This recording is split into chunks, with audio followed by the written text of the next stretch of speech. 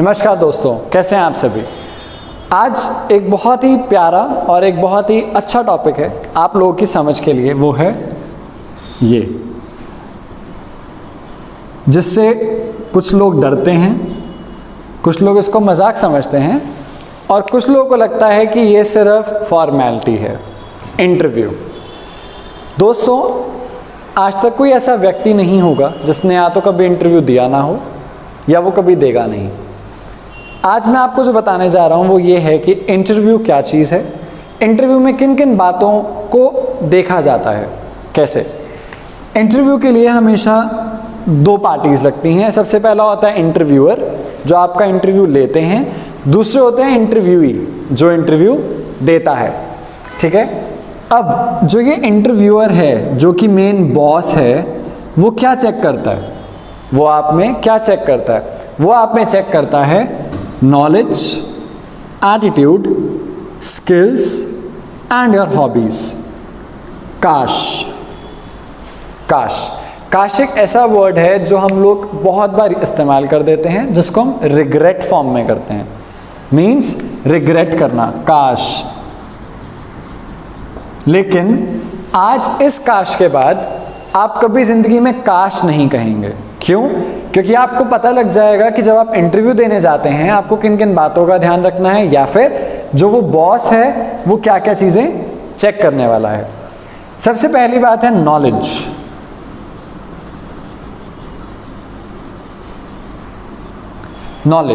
Knowledge means आपकी अपनी जो जानकारी है विषय के ऊपर। किस विषय पर? जिसके लिए आप इंटरव्यू देने जा रहे हैं, करेक्ट। जिसके लिए या जो आपने नौकरी करनी है वो। नॉलेज आपकी या तो सब्जेक्ट नॉलेज होती है, मीन्स फॉर एग्जांपल अगर आपने डिप्लोमा किया फायर एंड सेफ्टी मैनेजमेंट में, तो आपके पास क्या नॉलेज है फायर सब्जेक्ट को लेकर। दूसरी नॉलेज आती है आपका current state of mind, means आपको अपने आसपास अपनी जगह की कितनी नॉलेज है। अगर मैं एक एग्जांपल दूं, सपोज कीजिए आप लखनऊ से हैं और आपका इंटरव्यू दिल्ली में है। ऐसा बहुत बार होता है दोस्तों कि आपको अपने कंफर्ट जोन से बाहर निकलकर इंटरव्यू देना पड़ता है। अगर आप लखनऊ से हैं, दिल्ली में आपका इंटरव्यू है, हो सकता है इंटरव्यूअर एक क्वेश्चन ये पूछ ले, क्या आप कभी लखनऊ घूमे हैं? क्या आप कभी लखनऊ घूमे हैं? तो that is the knowledge of that place, उस जगह की जानकारी जहाँ आप रहते हैं। क्योंकि दोस्तों कहा अगर ये जाता है ना, मैं अपने बारे में सबसे बेहतर जानता हूँ, तो मैं उस स्थान को सबसे बेहतर जानता हूँ जहाँ पे मैं रहता हूँ। क्लियर? दूसरी चीज, योर एटीट्यूड। हमेशा ध्यान रखना दोस्तों, एटीट्यूड और एरोगेंस, एटीट्यूड और एरोगेंस में बहुत पतली लकीर का फर्क होता है। क्या फर्क है? एटीट्यूड पॉजिटिव हो सकता है पर एक एरोगेंस पॉजिटिव नहीं हो सकती। एरोगेंस इज घमंड, एरोगेंस इज घमंड। अब आप सोचेंगे सर ऐसे कैसे, एटीट्यूड भी तो नेगेटिव होता है। मैंने वही बोला, एटीट्यूड पॉजिटिव हो सकता है लेकिन एरोगेंस नहीं हो सकता। एटीट्यूड ये है कि अगर एक ग्लास है मेरे पास जो कि आधा भरा है, ये मेरा एटीट्यूड है कि मैं ऑप्टिमिस्टिक हूँ, मैं बोलूँगा कि आधा ग्लास भरा हुआ है। हो सकता है कोई ऐसा हो जिसको वो आधा ग्लास खाली दिखे। इट डिपेंड्स, ये हर एक पर्सन पे पर्सन डिपेंड करता है। It varies from a person to another person. लेकिन एटीट्यूड इसलिए पॉजिटिव है, हो सकता है you are having a learning attitude, एक ऐसा एटीट्यूड जिसमें आप हर एक चीज़ से सीखते हैं। क्योंकि कहा जाता है if in an interview you are not able to earn, definitely you are able to learn और अर्न, LEARN एंड EARN। कैसे? अगर आपका इंटरव्यू क्लियर हो गया, सैलरी है, आप कुछ कमा रहे हैं। अगर आप इंटरव्यू में फेल हो जाते हैं, आप कुछ सीख कर ही वहाँ से बाहर निकलेंगे, चाहे पैसा नहीं लेकिन जानकारी तो मिलेगी। अगली चीज़ है स्किल्स।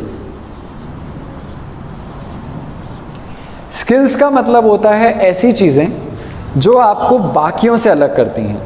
अब आप कहेंगे सर बाकियों से तो हम एजुकेशन भी अलग करता है, लेकिन मैं बोलूँगा आपके साथ ऐसे 5 बच्चे गए जिन्होंने यहाँ से फायर सेफ्टी का डिप्लोमा किया। आप उनसे अलग कैसे हैं? वो आपका एटीट्यूड, आपका स्किल और आपकी हॉबीज़ या आपकी हैबिट्स बताएगा। कैसे? सपोज करो उनको कोई ऐसा पर्सन चाहिए multitasking. Multitasking is a arts call, एक ऐसा टाइम जहां पे जापान जैसी कंट्रीज रोबोट से काम चलाती हैं। इंडिया में लोग चाहते हैं उनको ऐसे लोग मिले, हम उनको हायर करें एक चीज़ के लिए और हम उनसे 10 और चीज़ें भी करवाएं। इसको बोला जाता है मल्टीटास्किंग, कि आप एक रोल में रहते हुए और कितनों के रोल संभाल सकते हैं। It makes you more responsible. मैं कहता हूँ मल्टीटास्किंग गलत नहीं है, वो आपको और ज़्यादा रिस्पॉन्सिबल बनाता है, वो आपको और ज़्यादा स्ट्रॉन्ग और कॉन्फिडेंट बनाता है। क्लियर? स्किल्स में आता है ऐसी चीज़ें जिनको आप डेमॉन्स्ट्रेट कर सकते हो। डेमॉन्स्ट्रेट का मतलब ये हुआ ऐसी चीज़ें जो आप प्रैक्टिकली यूज़ और करके दिखा सकते हैं। अगर मैं बात करूं कंप्यूटर स्किल्स, एक छोटा सा एग्जांपल लेते हैं। एक पर्सन है रमेश, एक पर्सन है सुरेश। रमेश ऐसा है जिसको डॉक्यूमेंट पे टाइपिंग आती है, वो प्रॉपर डेटा को एनालाइज कर सकता है और उसको टाइप कर सकता है, चाहे वो एक्सेल में हो, प्रेजेंटेशन में हो या फिर एक डॉक्यूमेंट फॉर्म में हो। वेयरएज सुरेश ऐसा है जिसके पास नॉलेज अच्छी है, जिसके पास नॉलेज अच्छी है और एटीट्यूड ठीक ठाक सा है कि काम चलाऊ वाला, लेकिन क्योंकि स्किल उसके पास स्ट्रांग नहीं थी, हो सकता है वो रिजेक्ट हो जाए, हो सकता है कि वो रिजेक्ट हो जाए। ठीक है, अब हम बात करते हैं अपने चौथे एस्पेक्ट की। चौथे एस्पेक्ट के अंदर में 2 चीज़ें कवर होती हैं। पहली हैबिट, दूसरी है आपकी हॉबीज़। Habit and hobbies. अब आप कहेंगे सर H एक है, वर्ड्स यहाँ पे 2 आ गए, हॉबीज़ भी आ गया, हैबिट्स भी आ गया। हैबिट्स और हॉबीज़ इसलिए मिलते जुलते हैं। फॉर एग्जाम्पल, अगर आपके अंदर एक हॉबी है कि आप बुक रीडिंग आपको पसंद है, आपकी एक हैबिट बनेगी, you will be very study. Study means आप में बहुत ठहराव होगा। क्यों? क्योंकि बुक रीडिंग अगर एक हॉबी है मीन्स आप में पेशेंस है। This means you have patience, तभी आप उस किताब के 400 पन्ने पढ़ सकते हैं। नहीं तो अगर कोई ऐसा व्यक्ति हो जिसमें पेशेंस ही ना हो तो वो 400 पन्ने की किताब नहीं पढ़ेगा, वो पढ़ ही नहीं सकता।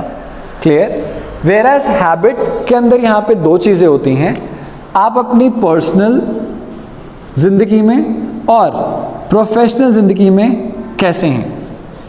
मैं यहाँ निजी ज़िंदगी के बारे में ज़्यादा बात नहीं करूँगा। क्यों? क्योंकि टॉपिक है इंटरव्यू। हम बात करेंगे प्रोफेशनल स्किल्स के बारे में। वो ये है कि सपोज एक कंपनी है, company X, second Y, third is Z।